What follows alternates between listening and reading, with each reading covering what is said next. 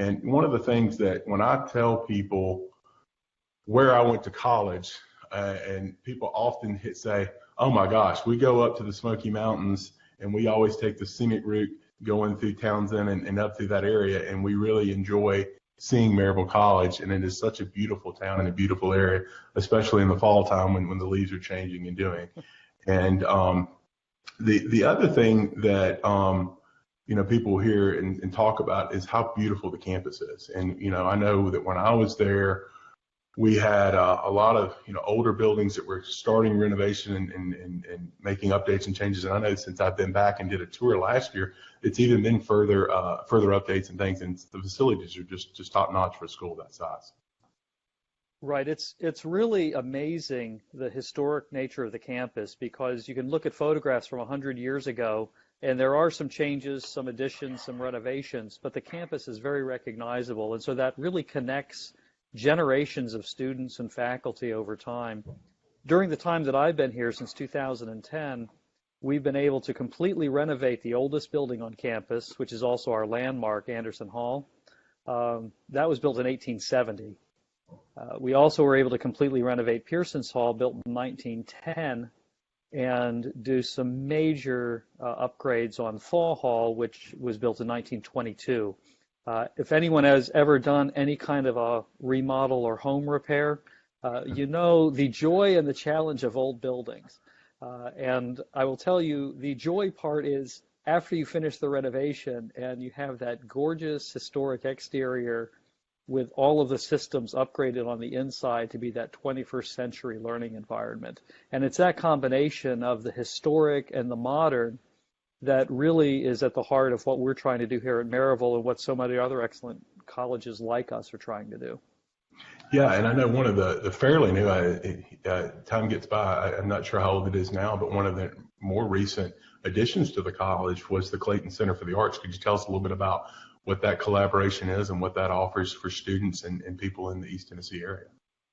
Yeah, the Clayton Center for the Arts is actually a joint venture between the City of Maryville, the City of Alcoa, and Maryville College. It's a regional performing arts center that we have the privilege of hosting on campus, and it also houses the faculty offices and the gallery and rehearsal space for our students, as well as 3 performing arts venues and multiple galleries.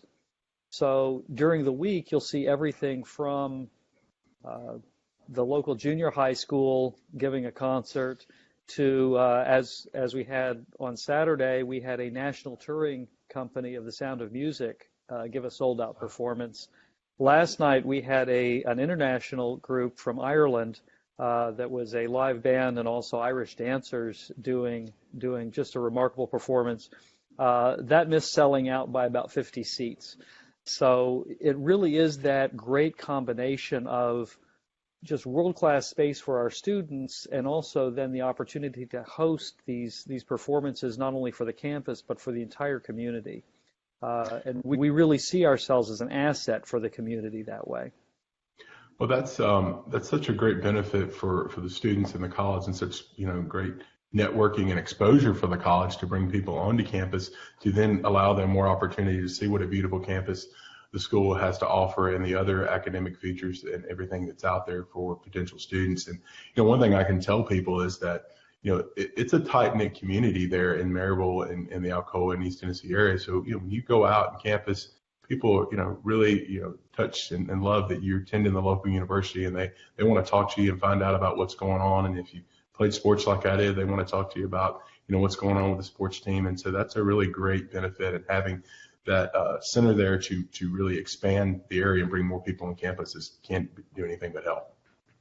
No, absolutely. And as I say, it's a partnership, and that's how all of us get better, is we find those win-wins and do things together that none of us would be able to do individually. And I will say the community is immensely supportive. The Clayton Center is one example, but you mentioned sports teams. We have incredible attendance. The attendance at both basketball and football games is usually higher than the enrollment at the college. And so that's not just our students who are showing up to support the teams. It really is people in the community, and it's a way for the whole community to celebrate and bond together, which is really special to see. Yeah, and I want to touch on some of the athletics a little bit later, but I can certainly tell you, it's a great atmosphere. It is one that there's a lot of spirit and friendship and gamesmanship there and good and everything. But the atmosphere, you would think, for a small school may not be as spirituous as it is. And I can tell you that I can remember being involved in some games that if they had been broadcast on national television, people would still be talking about them. They were just really good athletic events that just happened to be at a smaller level division. One of the things I wanted to kind of talk about, Dr. Bogart, was to share with the audience some of the benefits of Maryville College and some of the benefits of a smaller level arts education. There are a lot of great large universities out there. I'm here in Alabama. We have Alabama and Auburn, Tennessee. You've got University of Tennessee in Knoxville and a lot of great schools here across the country. But there's something special about a small liberal arts education. I thought I would just kind of ask you to share with our audience what makes such a positive benefit of going to a small liberal arts. I know why I chose that, but I'd love to hear what you think the selling points of Maryville are and that kind of education at other similar schools around the South. Sure, I'll be delighted to talk about it, and then I'd also really be curious to hear about whether what I describe at all sounds like your experience. Part of it is the real idea of developing as an entire person. When you come to a small school, you have the opportunity to get to know a lot of other people, not just the people living on your hall or that happen to sit in the same row of the lecture hall with you, but you get to know faculty really, really well, and they get to know you really well. Now, there are parts of that can be kind of uncomfortable as people get to know you really well. As I tell people, in a professional setting, as you know, as an attorney, there's accountability all the time. Well, at a small college classroom, there's accountability because if there's only 10 people in the class, everybody can tell whether or not you're prepared or not.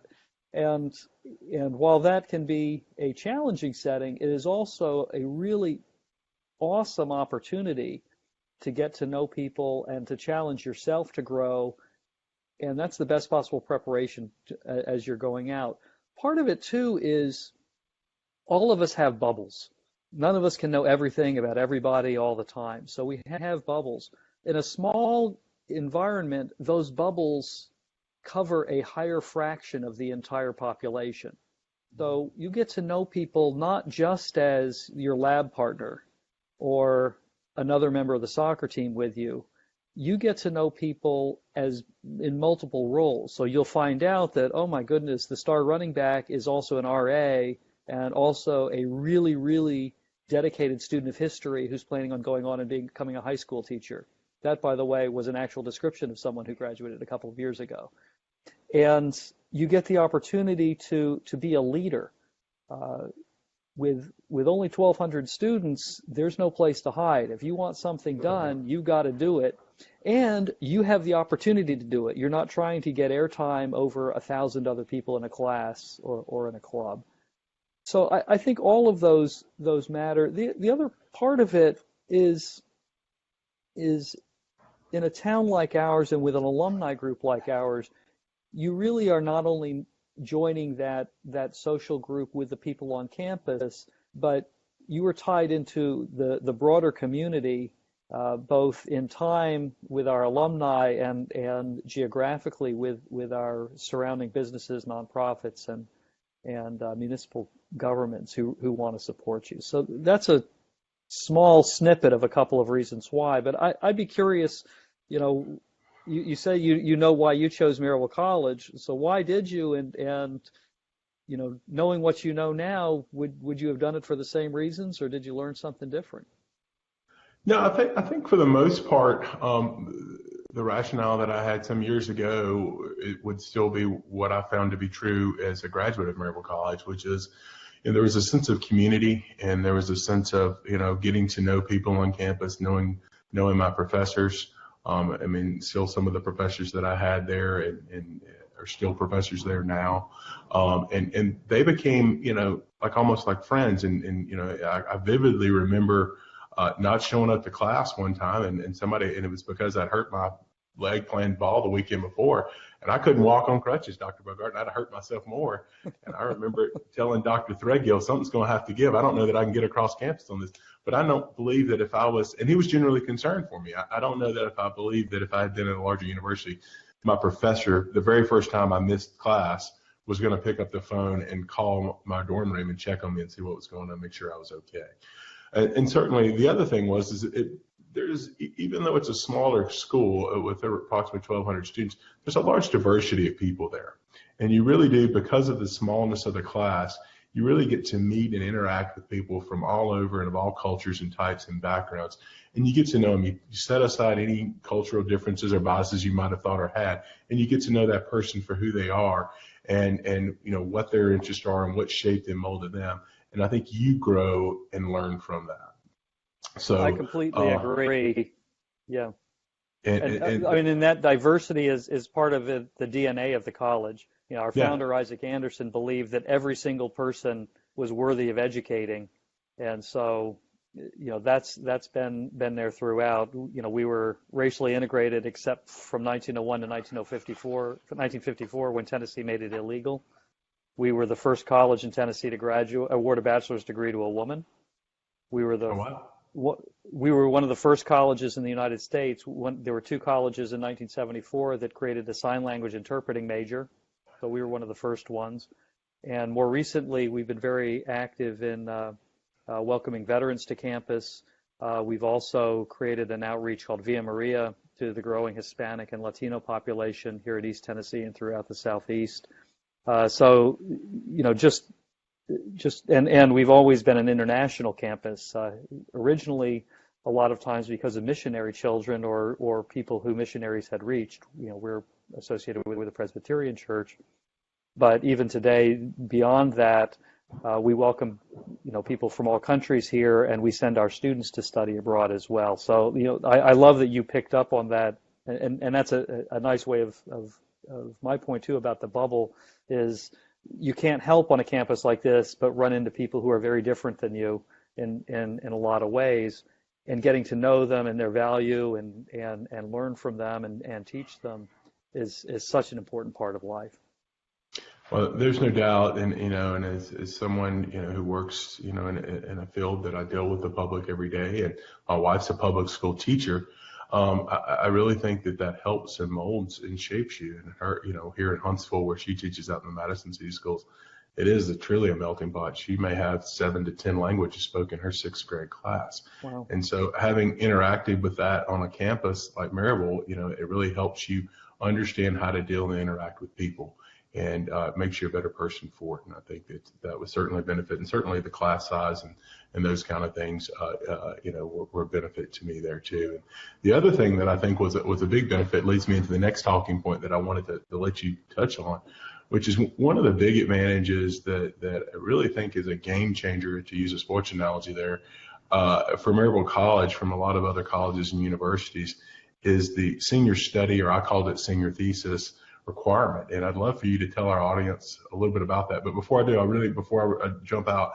I want to thank a few people for joining us, Dr. Bogart. We've got a lot of people watching right now, Jim Hacking, Bernard Naumberg, Chad Watt, Coach Etchison, Ashley West, Harriet Hunter, Paula at WH, and Angela Miller, and a lot of others. I want to thank everybody for watching. Again, if you've got questions, I do have a question from Jim Hacking that I'm going to get to in a minute. It was a question I'm going to ask you here in a little bit. So Jim, we're definitely going to get to that question. But can you tell everybody a little bit about what senior study is and what senior thesis is and what's so special about it? I'd love to.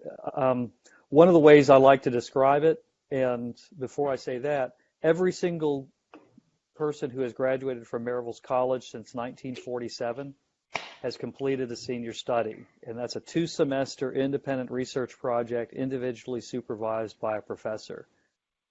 That sounds like something that would be part of an honors program. Well, yes, that's the kind of thing that at a lot of schools, only a very small subset of students might be able to do it, but here it's built into the graduation requirements. And it really is an opportunity for students to dig in deeply to a topic and again, do their best work to explore areas that they didn't know about before, and to come up with a culminating project that in many cases is comparable to a master's thesis. And I'm not making that up. I'm reporting what I've heard back from students who have gone to graduate school, shown their senior thesis to a professor there, and the professor has often said, well, it looks like you already have a rough draft of your master's thesis done by then. So I think that what that does is it's not only the concrete value of doing it for the student, and again, there's multiple stories I hear back from that. But I think that there's an intangible of knowing that you're part of a community where every single person there is going to undertake such a rigorous challenge that I think just brings people together. Yeah. And it's hard to put your finger on exactly what that means, but I know I went to a rigorous undergraduate school that didn't have that same requirement, by the way. But being in a situation where everyone around you is working hard and trying hard and challenging themselves, I think that brings out the best in all of us. So my question for you is, what was your topic and who was your advisor? Yeah. So, but first, I'm going to touch on that, but I want to just agree, and I think that knowing that other people around you are having to do that pushes you to do it. And I think it's almost like the whole campus is on a senior thesis team, and we all understand what the other person's going through, and we understand the work ethic that's going to be there. And it's not just that, it's just one or two people. I mean, whether you're doing, athletic type, whether you're studying, sometimes sports degree, or you're doing, economics, you all have to do it. So I was a double major. And so get this, Dr. Bogart, I did, thought I wanted to coach high school football and be a biology teacher. So I was going to do that. And then about 3/4 of the way through, I changed and decided I wanted to go to law school. So I had a double major in political science and biology. So I had to come up with a thesis that would incorporate both my majors. So I did a study, being from West Alabama, where I grew up. The Tennessee Tom Bogart waterway runs down through our area, starts up in Kentucky and comes all the way down. So I did a study on the public policy and wildlife management of the Tennessee Tom Bogart waterway. It was really interesting to look at the scientific side of it. I actually went out one summer and spent some days with the Army Corps of Engineers out in the field doing field work with them. And then, studied the public policy side of it.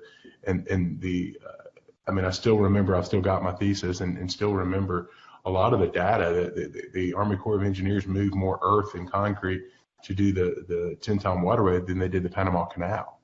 I mean, it was a humongous undertaking. And, but Dr. Threadgill was my biology advisor, and I think it was Dr. Wafall was my political science advisor, and I know Dr. Threadgill is still there. But it was, what I would share with you, and I think I mentioned this to you when I saw you up at a game this past season, was that when I went to Cumberland School of Law, one of the things that we had to do was a similar type requirement of a paper that was a really intense study. And I remember kind of chuckling because I thought, this is nothing compared to my senior thesis at Maryville. It really wasn't. It was just, scratch the surface. But I really believe that it really sharpened my critical thinking skills. It sharpened my writing skills and research skills. It really laid a great foundation for me for law school and, doing legal research and writing that I do in my practice currently. So it's a game changer, as I said before. And I really think it separates you and shows that you have the fortitude and work ethic to put together a project. And again, it's not a one semester or one class. This is a year-long, thesis. Right. No, and your journey also is a great illustration of what we really try to talk about in what we're trying to do in a liberal arts education, is helping people find the skills and take the steps to achieve their vision. And as that vision evolves, we want to give you the flexibility to make those adjustments midstream. And what you did is like, well, okay, now I see now more clearly which way I'm going, and I'm glad that we were able to work with you and help you make those adjustments as you went along. And yes, Dr. Threadgill is still here, really valued, respected member of the faculty, does a great job. Yeah. One of the questions that Jim Hacking had, he's out of St. Louis, a friend of mine, and the question that I had, there's been a lot of discussion in the last several years about the rising cost of college and tuition, and that a lot of students come out of college with such a high debt, and that really burdens them for their professional careers. How do you address that at Maryville College, and how are you kind of trying to help students with that, going forward? No, it's a vital issue, and we have chosen an expensive way to deliver education. In-person, small classes with real professors is expensive, and we have to find ways to pay for it. And one way is to ask students, either themselves or with the help of scholarships or outside scholarships and others, to pay for it. The largest expenditure from Maryville College is institutional financial aid. So we do everything we can to make college affordable for people. Let me give you a couple of statistics on that. The Pell Grant is a federal grant that has a maximum income associated with it. So if your household income is above a certain threshold, you can't receive it. About 45% of our students receive Pell Grants. That's about double what you'll find at the University of Tennessee, probably at the University of Alabama. So we work very hard at being an accessible school to students. A lot of that, like I said, is through institutional financial aid. The state of Tennessee also has a lottery-funded scholarship program, as do several other schools in the Southeast. There's an academic threshold for that. Just about all of our students qualify, and so that helps them. But then the big question is, well, what about debt? About a third of our students graduate with no debt at all. The other 2/3 have debt. The typical amount, or the Central Tennessee average amount, whatever you want to call it, is about $27,000. And $27,000 is a lot of money. It's a nice new car. And so, but the difference is that unlike a new car, what you're doing is you're borrowing on very favorable terms, and you're buying an asset that, instead of depreciating when you drive it off the lot, continues to appreciate over time. In many ways, I know I still, at age 54, am discovering ways that I am appreciating what I learned as an undergraduate that I didn't appreciate when I was 22. And so, we do have students who are borrowing, but again, the amount that we're looking at borrowing is, I think, one that is a reasonable investment. What the newspapers like to cover are sensational stories. And so they will go and do their best to find someone who has borrowed $120,000 and can't get a job. They have to work pretty hard to do it. The other thing that people need to understand about a lot of college debt is the vast majority of college debt is accrued in two types of institutions. One is for-profit, the other is graduate school. We are neither of those at Maryville College. So it's absolutely true that, for a lot of students, it really is a stretch to find a way to afford it here. Having said that, we do everything we can to make it affordable, and especially to make it effective. I'm an economist by training. You spilled the beans. One of the key ideas in economics is that you shouldn't just look at benefits. You shouldn't just look at costs. You want to look at the net benefits of any kind of a decision. And so, yes, we're asking people to invest money, thousands of dollars in many cases. We're asking them to invest time, 4 years of really, really focused time. You can't just sleepwalk through the time here. And what we then do is what we're trying to do is to make sure that as a result of that cost, that investment, that you are getting huge benefits in return. And that's where we look to you and our other alumni and to ask, was it worth it, as well as developing statistics to say, was it worth it? But it's something that we look at all the time. One of the things that we've tried to do here, in addition to getting at least 5 cents worth out of every nickel of spending, one of the other things we try to do here is to try to have cost increases that are really no more than inflation. A lot of our costs are external costs, health insurance, utilities, so forth. I've been here 8 years now. For 7 of those 8 years, our tuition increase has been 2% or less. And so, again, it's every dollar is tough to come by, and we appreciate that. But we also really do our best to keep the costs down and to make sure that the students get full value for it. It's a vital issue, absolutely. And I speak, by the way, as someone whose daughter is a junior in college, and so I'm on the check writing side of this as well as on the making expenditure decisions side. Yeah. Well, what I can share, I certainly had a Pell Grant and it had other, financial aid and things like that. And I think I don't mind sharing. I think I came out with around $25,000 or something in that area, 20 to 25. But for the quality of education and the things that I gained from the thesis and from the relationships that I built and the foundation that it built for me from a critical thinking and writing, research and writing background, I don't believe I would have gotten that at a cheaper school. And I don't know that I would have gotten much, if any, better education at a Harvard or Yale. I really don't. I truly believe that.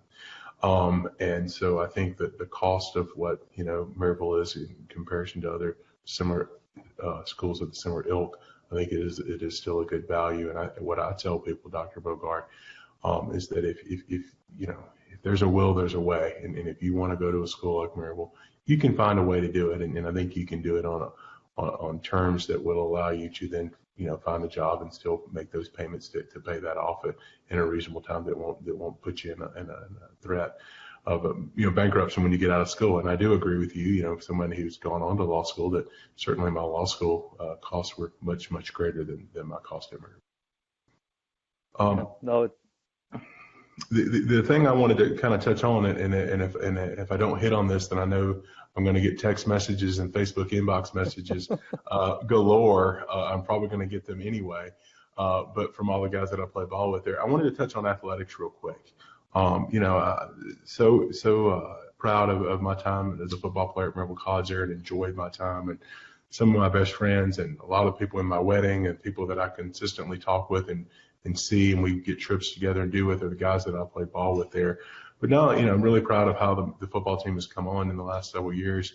Coach Lambert is continuing to do a phenomenal job with the basketball team, and our other women's basketball program has always been top notch. And our other programs there, Coach Schramm and others, they've done such a great job there. But my question to you is, this is not Alabama football. So why is it so important for a small college like Maryville to have a thriving sports teams? Yeah, well, and I have to give my full disclosure. I played on the soccer team at Rice University as an undergraduate, so I am quite biased at the idea that being a student athlete can really help you with your quality of life. About 30% of our students are varsity athletes. Let me start with that. And so it's a very important part of our campus. To name another example, about 5% of our students are in our concert choir, which is an incredible organization and tours and just adds value. And so what the athletics program does for the students who are directly involved, it gives them a chance, again, to develop that side of their life as a person, to compete at a high level. We're in a tough athletic conference. To do so with other people. We were talking before with the senior thesis, being surrounded by people with that common goal. and pushing each other to achieve at your highest level. We see that with our athletes. Time management skill is at the heart of all success. To compete at a high level as an athlete and to perform at a high level at a rigorous academic institution requires you to organize your life and to prioritize and to make difficult decisions. It really helps you develop. And cheering for each other really builds spirit as well. And, again, it's easy to see at the games themselves. You go out there and you can see people cheering. Some of the stories behind the stories. A couple of years ago, our women's basketball team hosted the first weekend of the NCAA tournament and made it to the Sweet 16. It was an amazing weekend. Well, the key, loudest heart of their cheering section was the football team. And just to see that kind of a relationship between these people who who saw each other, it's not like, oh, my sport's better than your sport's, my sport's more important than your sport. It's we're all in it together. One of the rest of the stories in that is one of the students on the women's basketball team that following fall made it her personal mission to make sure that lots of students came out and cheered for the football team because she said, hey, they were there for us, let's be there for them. But beyond that, I'll tell a story. I won't mention names to protect the innocent. I went to a theater performance several years ago that was kind of a modern avant-garde play. And there were a couple of people I knew from the football team, wonderful, wonderful young men, who I had not pegged as avant-garde theater fans. And I went over to them before the play and I said, so, no offense, guys, but what are you doing here? And I thought it was going to be, well, we're in this class and the professor gave us the assignment or something. And the answer was our suite mate was involved in building the set. And so we wanted to come out and support him. That to me, that's part varsity athlete, part something else. But that to me is at the heart of what we're trying to do at a small campus like that. And so, the athletes are out there supporting each other. Their friends are supporting them. The athletes are going out because they're students first. They really are student athletes. They're going and supporting other students in other ways. And they're real leaders on campus and when they graduate. Yeah. I can't say enough good things about it. And you mentioned we've had some just legendary coaches when they write the history of Maryville College, you and I will have had the opportunity to rub elbows with people that are going to get chapters. You mentioned Coach Lambert. He coached his 1,000th men's basketball game the other day. And, not to jinx it, but if the season plays out right, he might win his 700th game this year. Coach Schramm has been here coaching the volleyball team for 30 years. Coach Fernandez with the soccer teams has been here for over 25 years. And then some of the newer coaches who are, legends in the making. Coach Trevelyan with the women's basketball team, who is already the all-time winningest coach here. And Coach Church with baseball, Coach Kelly with softball. Just people growing programs and doing it the right way. Our football team, as you said, is coming off really an unprecedented run of success. We've had 6 straight seasons where we've been 500 or above, and 3 conference championships in that time. The coach the last 3 years is a guy named Sean Hayes, who I don't think you quite overlapped with him, but he was an alum. He won the Kin Takahashi Award for Young Alumni last fall. Not because we won a lot of football games, but because of the approach he has taken to recruiting young men who will be good members of the Maryville College community and developing them. That was what was recognized by the Alumni Association. So, I'm a huge fan of the Division III athlete model because we don't have any athletic scholarships. Every student athlete is here first and foremost because they're a student. and to know that we're doing that. They're competing at a high level, and we're succeeding. I mentioned the Sweet 16 for the women. Our men's teams won the Conference President's Cup last year. This year, we're, again, very competitive for the President's Cup, both on the men's side and the women's side, and both basketball teams are in first place right now. It's an incredible atmosphere to be part of, and I love it. Sorry, I could go on and on about the No. Well, I share all of those sentiments with you, and you know, it taught me a lot of traits and characteristics that I've really carried on into my professional and personal life. And I will share with you that I bet if you looked back at my transcripts, that I bet my GPA was higher in the fall than it was in the spring, just because I had to be so structured to get up and get practice and everything together in all my classes. I didn't have any time to play. And then when I had a little more break in the spring, I don't know if I was quite as focused, if I'm being honest. But, you know, and the other thing I would just share, and I think I mentioned this in passing earlier, and I want to wrap up and be mindful of your time, but the level of sports there, if you live in a community, whether you're in East Tennessee or whether you're in wherever part of the community you're in, if you have a small university or small college, I encourage you to go out and check out those athletics. If you're a tennis fan or you're a soccer fan or whatever sport you're into, I really encourage you to check it out. I mentioned to you before we started, Dr. Bogart, you know, my son and I are basketball fans, and God built me to play football, but I love basketball. And we love to go to University of Alabama Huntsville. It's a Division II team here, and they have a phenomenal basketball program. And we enjoy going and watching it. It's a smaller atmosphere, but it's very competitive. And I'd say the same for a lot of the Division III sports. So if you're out there, guys, please check out the local athletics at your local university. It's easy to get in and out of if you're not fighting crowds like you are going to 100,000 people at Neyland Stadium. There's no rhythmic and rough that you might face there. It's just really good athletics and a good competition. You know, the last thing I wanted to touch on, Dr. Bogart, was just where do you see the future? What's on the horizon in the next 5 to 10 years for Maryville College? Well, in the short run, we have a huge celebration coming. 2019 will mark our bicentennial.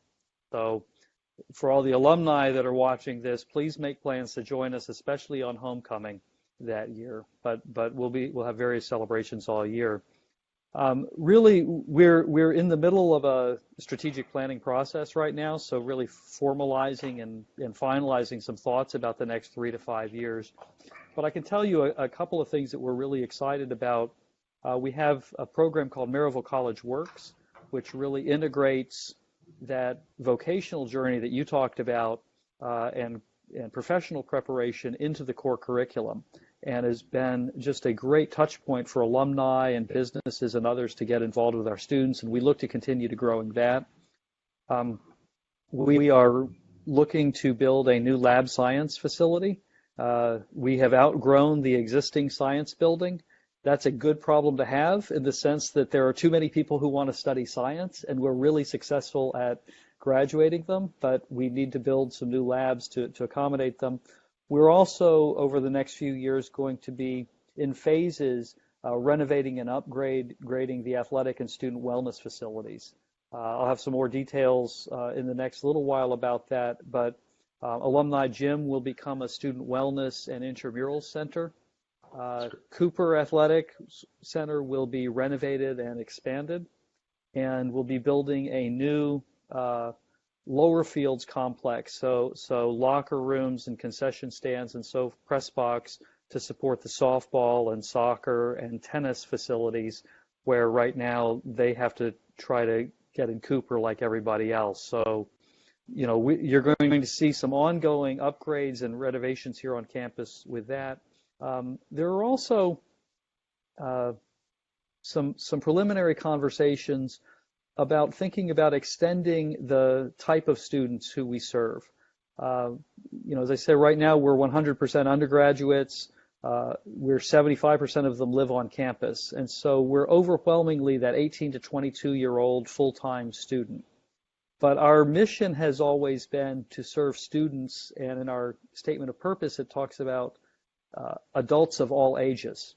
And so there are ongoing conversations about whether there are appropriate ways for the college to serve students, maybe with graduate programs, with adult evening programs, maybe with certificate programs, or maybe even taking some of what we do and doing it not just face-to-face, but with some online components. Again, not, if we talk again in a year or two, I'll be able to give you some more details about where that exactly is going. But I think one of the keys for a college is you always have to keep reinventing yourself. And so keeping true to that basic heart of who we are, that heart for service to the world, but look at ways of doing it. And again, I turn it back around to you. You're an alum. As we talked about before, well, I met your nephew when he was up here with you, and I know you and your wife have a child who at some point I hope will look at us. What would you like to see Maryville College do in the next 10 years, 20 years? Well, I think, the things that, expanding and looking towards the future and being open-minded, but certainly staying true to our core of having a diverse campus and population that can build the tight-knit relationships and exposure in a smaller environment that you typically wouldn't think you would get at a small campus like that, as we talked earlier. And certainly, staying true to the rigorous academic requirements that are there with the senior study to allow people to experience and gain that kind of knowledge and critical thinking skills, as I've said a couple times, that really help them develop as a person and in their academic career. And certainly modernizing certain things and doing, making additional facilities for athletics and the academics to provide the students the best, highest tech equipment and things so they can further, have a large setting school environment, but in a smaller setting. The opportunities and technology that may be available more at a larger university is best we could have it there at a smaller university, whereas you're getting kind of the best of both worlds. But I'm excited to see the changes and what's going on, and I can just tell you I was really tickled and impressed when I took the tour a few months ago. Everything looks really great, and it's just amazing that how great the school's doing. I'm very proud to be an alumni.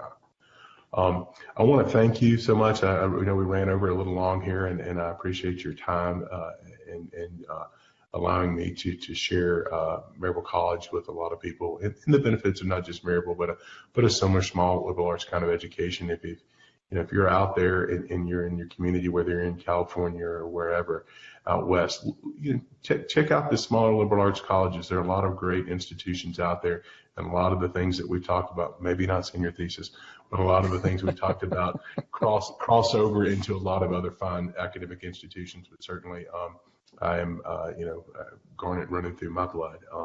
But folks, I will, after the show here in a little bit, I'll put a link in the bottom of the video to the Maryville College website, so you can find more information about the college. And I'll put I'll tag the school in the video so you can link over to the Facebook page and put the Twitter in there. So if you're interested to learn more about Maryville, check out the website. Take a tour of the campus if you're up there. If you're getting up, I heard a statistic the other day that the Smoky Mountain National Park has more visitors than any other national park. So if you are up in East Tennessee, take a few minutes and go by the college and walk around and take a look. I think you'd be really surprised. Dr. Bogart, thank you so much for your time today.